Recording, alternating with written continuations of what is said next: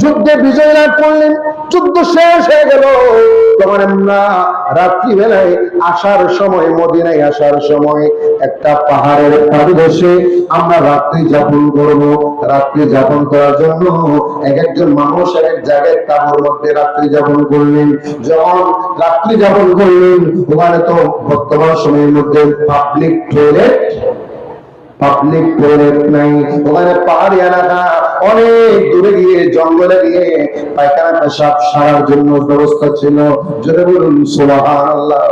ওই সময় আয়েশা সিদ্দিকা বলে, আমরা সবাই ছিলাম, আমি যে জায়গায় ছিলাম, যে পায়খানা ছিলাম, আমার হঠাৎ করে হাজত হলো।